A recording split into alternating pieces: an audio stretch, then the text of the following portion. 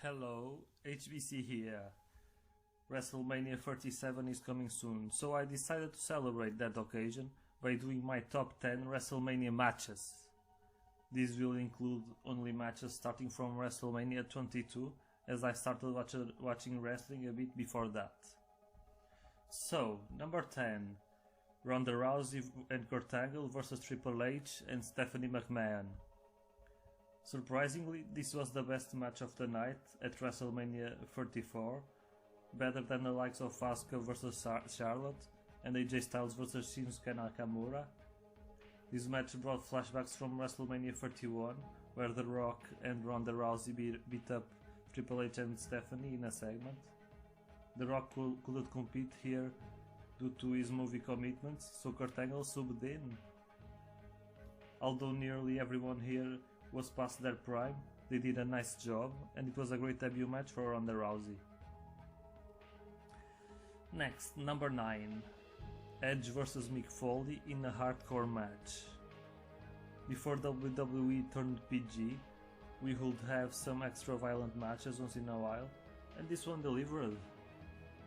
We get one guy rising to the main event in Edge, and another who is an hardcore legend, who was able to play with his favorite toys, like barbed wire bats, and they produce an instant classic with a memorable finish.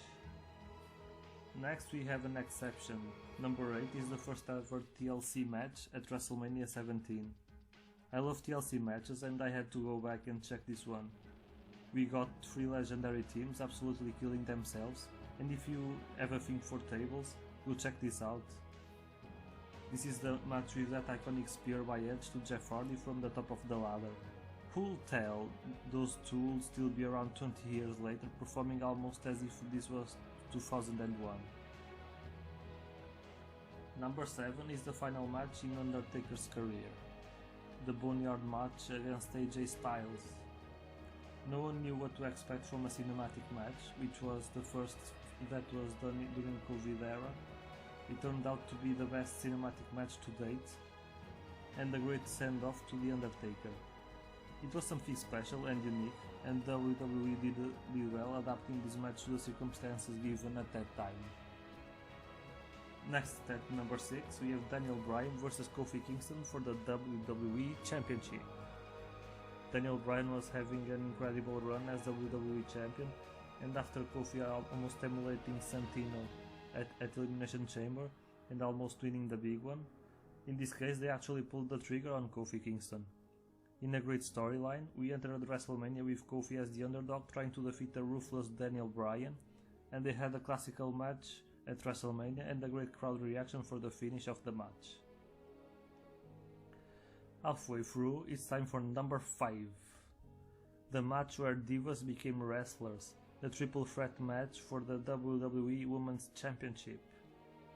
After having these 3 tearing the house down at NXT, it was finally time for them to step to the big stage, and although the match wasn't as good as their NXT matches, it was still very good.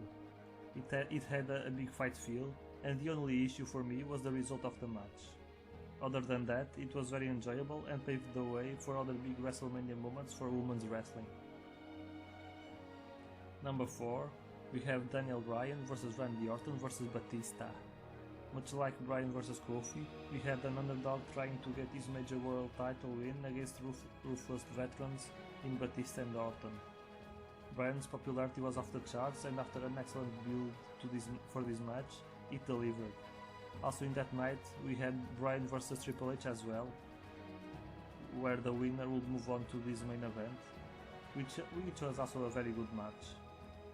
This match is this high on the list also because of the ending, just like the next match. Roman Reigns vs Brock Lesnar at WrestleMania 31.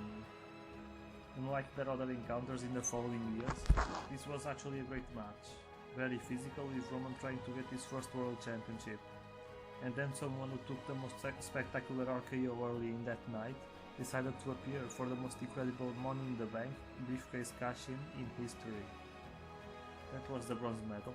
Now, as the second place, we get to a match that most people claim to be the best WrestleMania match ever. Shawn Michaels vs Undertaker at WrestleMania 25. I could have included their second WrestleMania match here as well, but I decided to include just this one to represent both of these guys. WrestleMania is the showcase of the Immortals, and these guys embodied that. They stole the show in an epic encounter, and if these two represent WrestleMania, then in my number 1 we have the whole trio together. Number 1 goes to Triple H vs Undertaker inside Hell in a Cell, with HBK as the referee.